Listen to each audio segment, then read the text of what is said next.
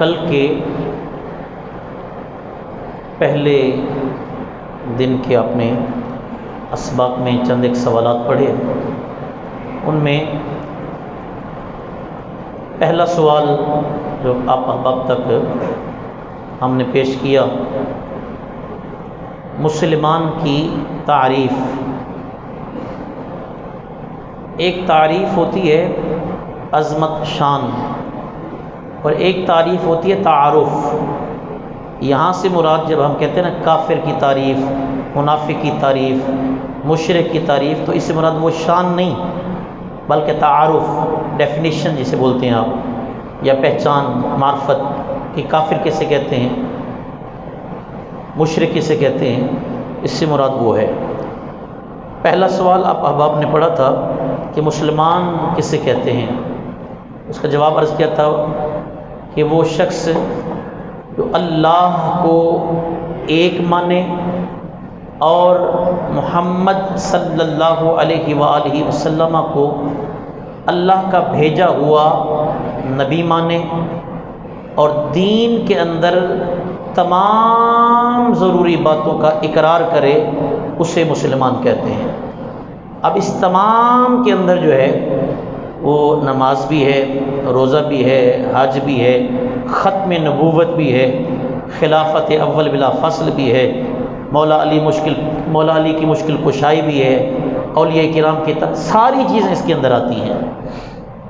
جیسے کہ سرکار نے ارشاد فرمایا من قال لا الہ الا اللہ فدخل الجنہ، جس نے لا الہ الا اللہ کہا وہ جنتی ہے۔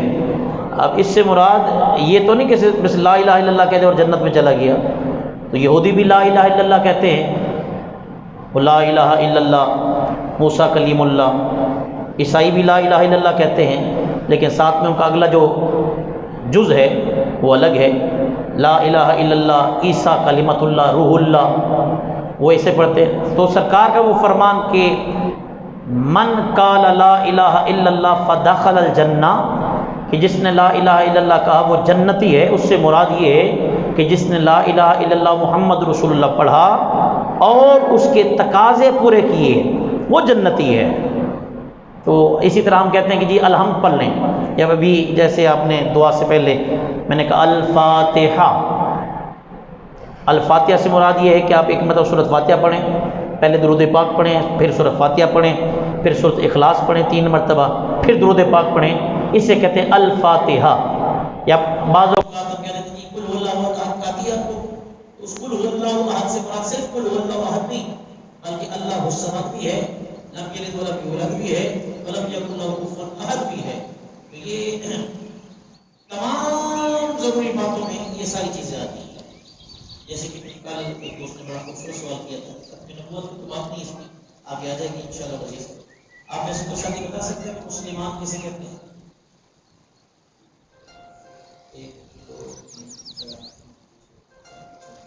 اتنی گرے تو بدوڑ دیتے ہیں۔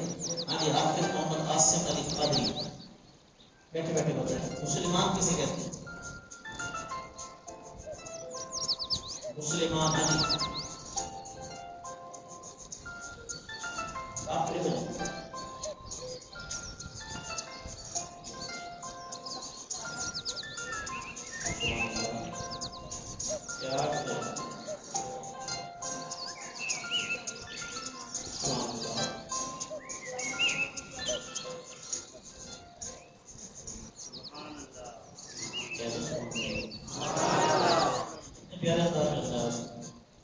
اس میں آپ یہ نہیں کہہ سکتے ریاکاری کی ہے۔ میں نے روایت پیش کی تھی، بزرگ کہتے ہیں کہ میں نے ایک بندے کو دیکھا کہ نماز پڑھ رہا تھا بڑے خشوع خضوع کے ساتھ، تمام سنوں سے وہ سجدہ کرتا، بڑے اطمینان کے ساتھ رکوع کرتا، سجدہ کرتا، سلام۔ میں نے دیکھا یار کہ لگتا ہے کہ کسی کو دکھا رہا ہے، لگتا ہے کسی کو دکھا رہا ہے، ریاکاری کر رہا ہے۔ کہتے ہیں کہ 1 سال تک اللہ تعالیٰ نے میرے آنسو کی نعمت مجھ سے چھین لی تھی۔ تو جو بالفرض دیکھ کر ریاکاری کر رہے ہیں، ہمیں نہیں حکم کہ ہم کہیں گے ریاکاری کر رہا ہے۔ بڑے خوبصورت انداز میں اس نے ماشاءاللہ سنا ہے۔ آگے ہے کافر کی تعریف، تعریف مطلب پہچان۔ کافر کسے کہتے ہیں؟ جی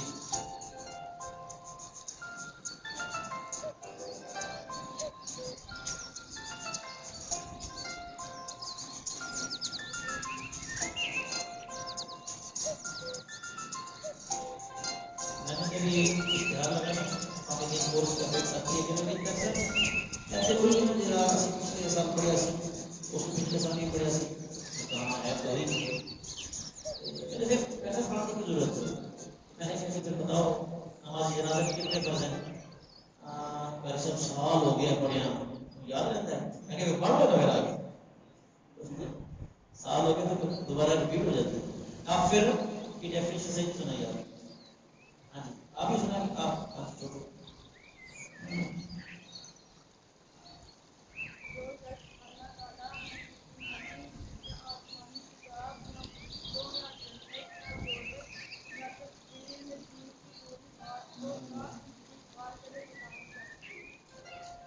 کافر کا لغوی معنی بتایا تھا میں نے آپ کو لغوی میں لغت میں کافر کسے کہتے ہیں جی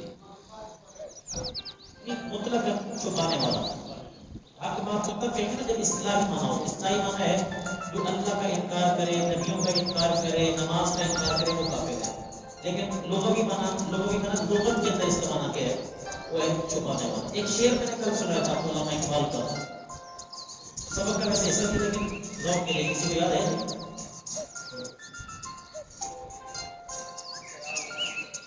شراب توحید کا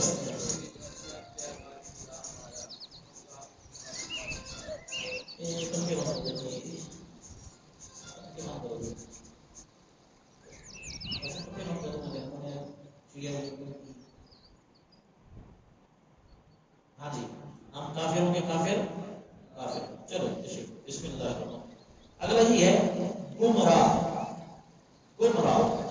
جو شخص مسلمانوں کی بڑی جماعت سے الگ ہو جائے کسی بڑی جماعت سے جو مسلمانوں کے اندر معروف ہو پہچانی جائے اس سے الگ ہو جائے اسے گمراہ کہتے ہیں جیسے کہ اس وقت یہ فرقہ والے سیٹ پر بات کر رہا ہوں آپ اہل حدیث حضرات کی کتابیں میں نے خود اپنی آنکھوں سے پڑھی ہیں وہ بھی یہ مانتے ہیں اہل تشیع بھی مانتے ہیں سارے کہتے ہیں کہ سواد اعظم اہل سنت و جماعت ہے سواد اعظم کیا بڑی جماعت سرکار کا کے فرامین بھی کافی سارے جو ہے وہ اس میں سے ملتے ہیں جیسے کہ ایک حدیث پاک ہے میں مثال کے طور پر ویسے بھی اشمار ہے سرکار نے بتایا من ماتا علی حب آل محمد ماتا علی سنت والجماعہ یہ جو شخص اہل بیت کی محبت میں فوت ہوا گویا کہ وہ سنی ہو کر فوت ہوا تو معلوم ہوتا ہے کہ سواد اعظم سے جو الگ ہو جائے نکل جائے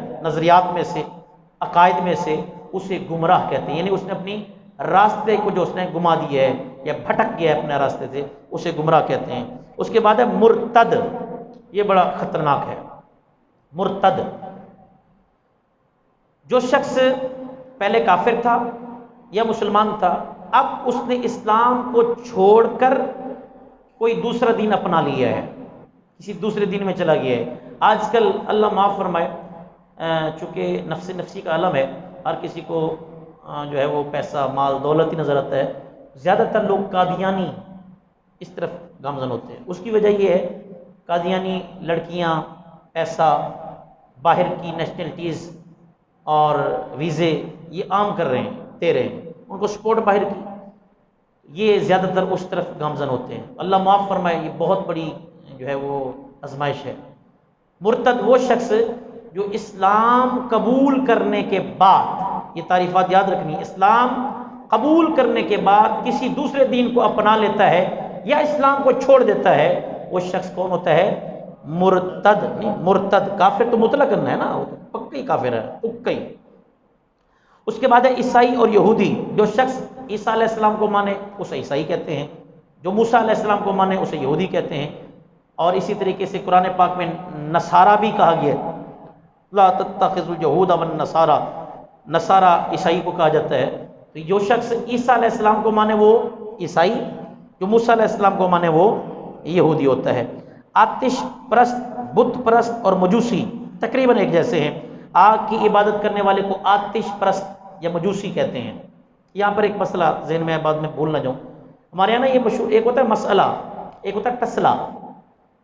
مسئلہ یہ ہے کہ کھانا کھاتے وقت، جب ہم کھانا کھاتے ہیں اس وقت مذہبی اخلاقی اچھی باتیں کرنا یہ سنت ہے سرکار کی.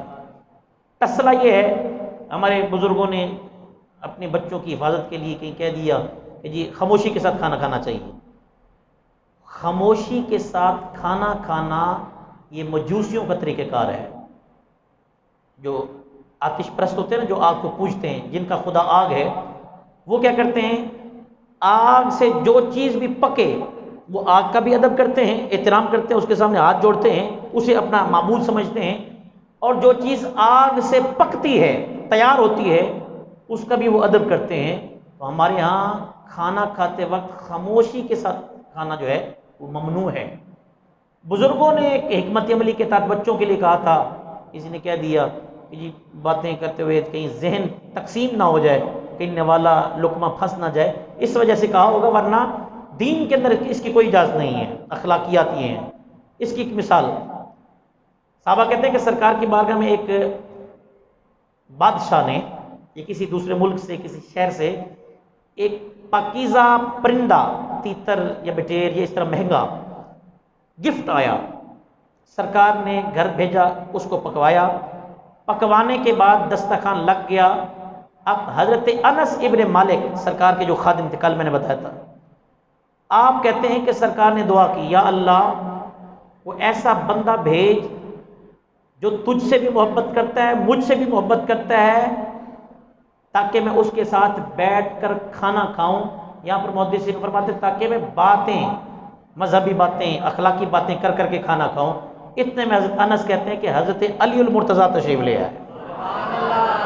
سرکار نے پھر حضرت علی کے ساتھ گپ شپ کرتے کرتے وہ کھانا بھی تناول فرمایا اور کھانا بھی جو ہے وہ باتیں بھی کی. تو خاموشی کے ساتھ کھانا کھانا کیا ہے، مجوسیوں کا طریقہ کار ہے، ہمارا طریقہ نہیں ہے. لیکن بچوں کے لیے خاموشی کے ساتھ کھانا ہے، کیونکہ آپ کو پتہ نہیں ہے نا کب لقمہ کہاں پھنستا ہے. کیونکہ لقمہ بظاہر اگر چھوٹی سی چیز ہے، یہ اگر پھنس جائے تو اس سے موت بھی واقع ہو جاتی ہے. باتیں بھی کرنی ہے تو طریقے سے، منہ سے یہ نہ منہ میں لقمہ اور پھر باتیں کرنا. جب لقمہ کھا لیں، اس میں تھوڑا سا وقفہ آئے، پھر بات کر سکتے ہیں. یہ نہیں کہ منہ میں لقمہ ہے، یہ مکروہ ہے. منہ میں لقمہ اور باتیں بھی کر رہے ہوں، ساتھ میں لقمہ نکل رہا ہو، کھانا باہر نکل رہا ہو، اندر جا رہا ہو، کپڑے خراب رہے ہو، یہ منع ہے. اچھا جی، آگ کی عبادت یعنی پوجا کرنے والے کو آتش پرست اور مجوسی کہتے ہیں، اور بتوں کی پوجا کرنے والے کو بت پرست کہتے ہیں. قادیانی، یہ تو آپ نے پچھلے دنوں پڑھا ہے، دنیا کا گندا ترین انسان قادیانی ہے، گندا ترین. قرآن پاک برحق کتاب ہے، اس کا کوئی انکار، اگر کوئی شخص انکار کر دے کہ مسلمان ہے، بولتے نہیں ہے. اچھا کچھ ساتھی نا وہ اتنا بڑا سر ہلا دیتے، تھوڑی سی زبان بھی ہلا دیا کرے نا، چھوٹی سی ہے بلکہ سی. سبق میں شاید ابھی میں آپ کے ساتھ فرینک نہیں ہوا. استاد وہ کامیاب ہے جو محبت اور پیار کے ساتھ پڑھائے، جو غصے میں رہ کر پڑھاتا ہے وہ استاد کامیاب نہیں ہوتا. خیر، جو شخص قرآن پاک کا انکار کرے وہ کون ہے جی؟ بولیے، کافر. اچھا جی، ایک شخص کہتا ہے میں قرآن کو مانتا ہوں لیکن 25واں سپارہ نہیں مانتا، کیا مسلمان ہے؟ بولیے. ایک شخص کہتا ہے جی میں قرآن مانتا ہوں، 25واں سپارہ بھی مانتا ہوں، لیکن اس کے اندر جو آتا ہے نا ہا میم عین سین قاف، یہ میں نہیں مانتا، مسلمان ہے؟ نہیں. اچھا کہتے ہیں یار سارا کچھ مان لے، تو اس میں جو ہا ہے نا، ہا، اس ہا کو نہیں مانتا، مسلمان ہے؟ نہیں. ایک شخص کہتا ہے چلو یہ سارا کچھ کر لو لیکن اس کے اندر جو زبر ہے نا اس زبر کو کاٹ دو اس سپارے کے اندر، مسلمان ہے؟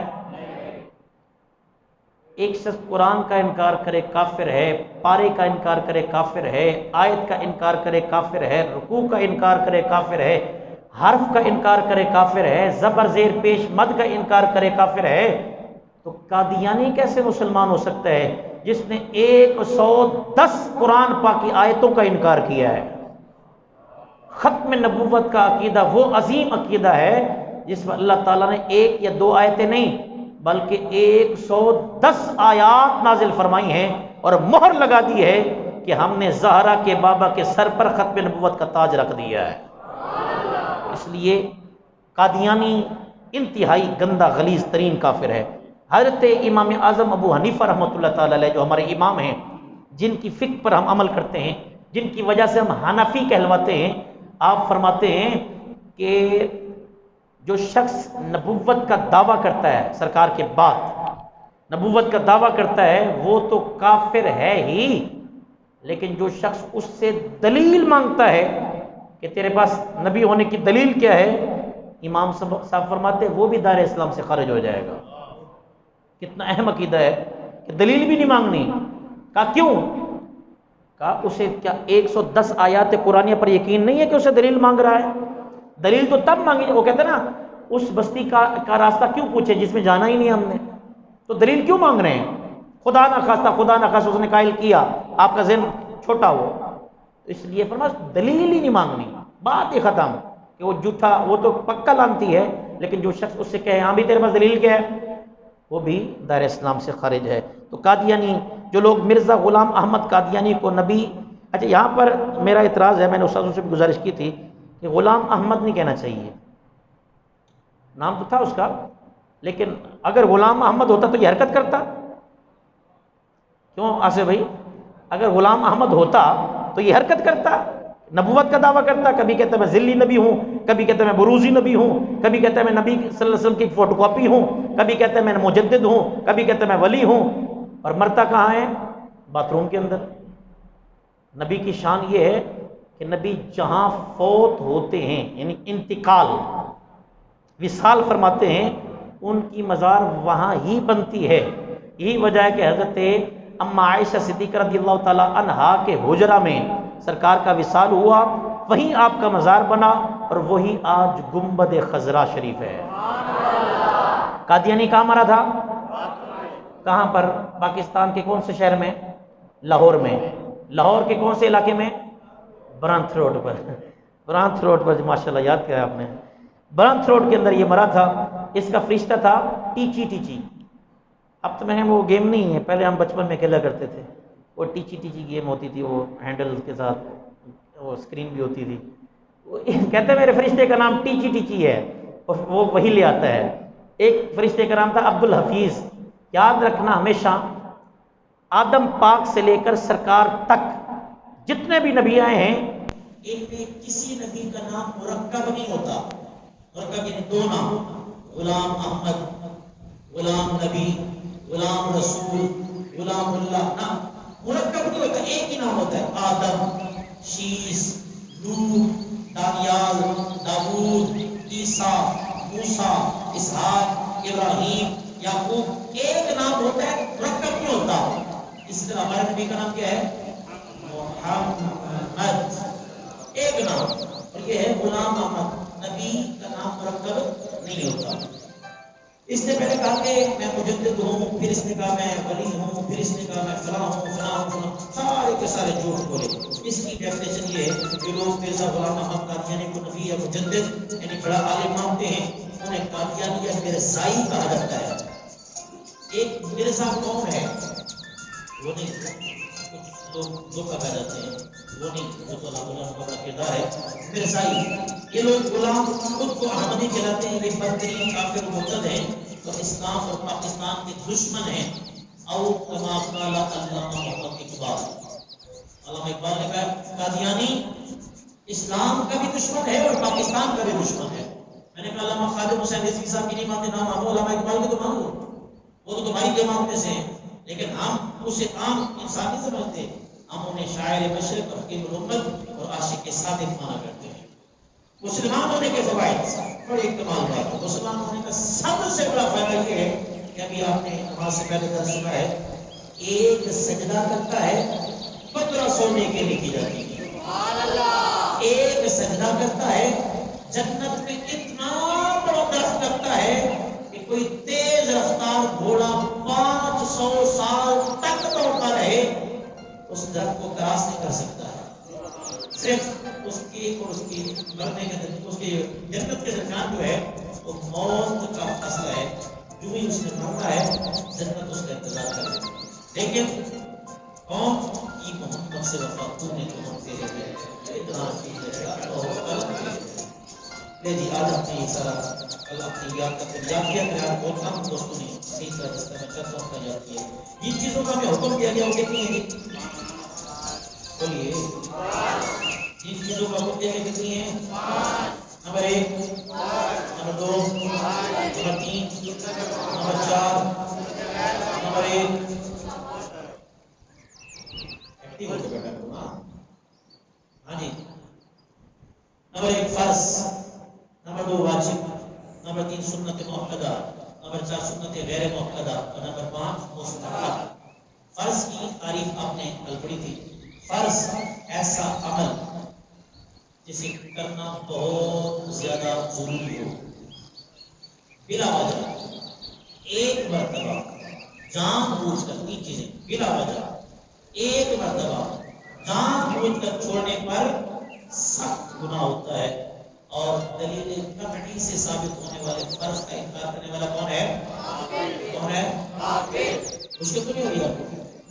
سبق کو مشکل تو نہیں ہے؟ مشکل ہو تو میں اس کو مزید آسان کر دیتا ہوں. دلیل قطعی قرآن پاک. جیسے کہ وضو کے کتنے فرض ہیں؟ کل بتایا تھا میں نے.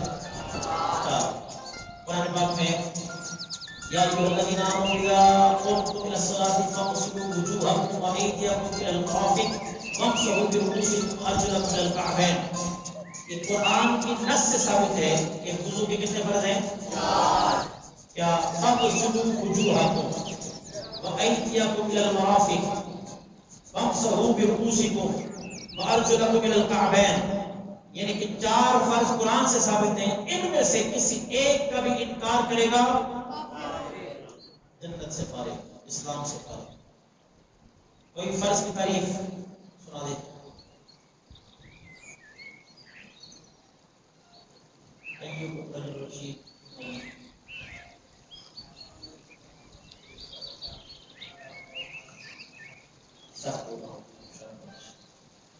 اگلا ہے کہ واجب. واجب فرض اور اس میں شرط نہ لکھو، آپ توجہ سے سنیے گا. فرض اور واجب میں فرق. فرض ایسا عمل جسے کرنا بہت ضروری ہو. عمل واجب ایسا عمل جسے کرنا ضروری ہو. تھوڑا سا آسانی ہے. واجب کا فرض کا درجہ اوپر ہے، واجب کا درجہ تھوڑا سا نیچے ہے. فرض کا انکار کرنے والا کون ہے؟ بولتے نہیں ہے. فرض کا انکار کرنے والا کون ہے؟ اور واجب کا انکار کرنے والا گمراہ ہے. درجہ تھوڑا سا کم ہے نا، سزا بھی کم ہے. فرض کا انکار کرنے والا کون ہے؟ واجب کا انکار کرنے والا کون ہے؟ گمراہ. یہ فرق ہے. اگر آپ سے سوال کیا جائے کہ فرض اور واجب میں فرق کیا ہے، اس کا کیا جواب ہے؟ فرض کا انکار کرنے والا کون ہے اور واجب کا انکار کرنے والا گمراہ. جسے کرنا ضروری ہو، چھوڑنا جائز نہ ہو، اور بلا وجہ جان بوجھ کر چند بار. یہ دیکھ تھوڑا سا فرق ہے نا، اس میں بلا وجہ جان بوجھ کر ایک بار، ادھر ہے چند بار. چند بار چھوڑنے پر سخت گناہ ہو. توجہ، جیسے کہ ڈیش ڈیش ڈیش. پھر نیا نہ لگنا مولوی صاحب سختی کر دینے. اب اسلام نے لکھا ہے، میں کیا کہہ سکتا ہوں. جیسے کہ ایک مشت داڑھی شریف. معلوم ہوا ابھی مشتاق صاحب کی داڑھی پوری نہیں ہے، یہ نہیں کہہ سکتے ہماری داڑھی ہو گئی ہے. ماشاءاللہ پھر بھی کوشش تو کی ہے الحمدللہ. یہ ہماری سردار کونین مسجد کی برکت ہے الحمدللہ. اگلا، سلام مسنون کا جواب دینا. بعض ایسے وڈیروں کو میں نے دیکھا ہے سلام کا جواب دینا توہین سمجھتے ہیں. سلام کا جواب دینا واجب ہے. سلام کرنا کیا ہے؟ سنت ہے. جواب دینا چھینک کا جواب دینا. اب اللہ ماشاءاللہ بولنا نہیں ہے. اگر ادھر 150 بندہ بیٹھا نا، اس میں سے چند ایک ایسے دوست ہوں گے جنہیں چھینک کا جواب آتا ہوگا، ورنہ عام طور پر چھینک کا جواب آتا ہی نہیں ہے. چھینک جب آئے اچھو تو چھینکنے والا کہتا ہے الحمدللہ، اور جو ساتھ بیٹھے ہوتے ہیں سننے وہ کیا کہتے ہیں جی سر؟ یرحمک اللہ۔ پھر چھینکنے والا کیا کہتا ہے؟ یہدیکم اللہ اکبر کبیر۔ یہ واجب ہے اور ہمیں پتہ ہی نہیں ہے الا ماشاء اللہ۔ چھینک کا جواب دینا، چھینکنا، چھینکنے کے بعد الحمدللہ کہنا، یہ واجب ہے۔ تو سنت مؤکدہ، اس کے بعد سنت مؤکدہ، جو کام رسول کریم صلی اللہ علیہ وسلم نے ہمیشہ کیا ہو، جو کام سرکار نے ہمیشہ کیا ہو اور بہت کم چھوڑا ہو، جیسے کہ ماہ رمضان المبارک کے آخری 10 دنوں کا اعتکاف سرکار نے ہمیشہ فرمایا ہے۔ تو انشاءاللہ میں نے ریکویسٹ کی ہے ہماری انتظامیہ سے کہ میری بڑی خواہش ہے کہ ابھی آپ تھوڑی دیر کے لیے بیٹھتے ہیں نا، گھنٹے کے لیے، آدھے گھنٹے کے لیے، تو کتنا آپ دین کے کلوز ہو جاتے ہیں، کتنا مزہ آتا ہے کہ یار اور باتیں سنیں اور سرکار کی باتیں سنیں۔ کہ جب 10 دن بیٹھیں گے،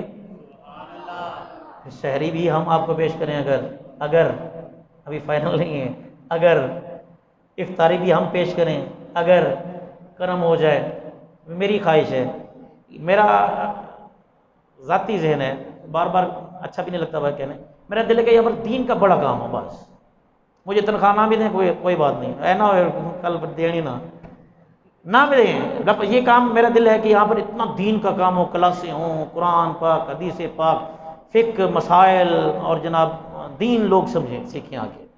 ان میں سے آسان ترین ہے کہ ابھی 10 دن آنے والے ہیں، اجتماعی اعتکاف، اللہ کرے ایسا ہو۔ سرکار کی سنت ہے، سرکار کی کتنی زندگی مبارک تھی؟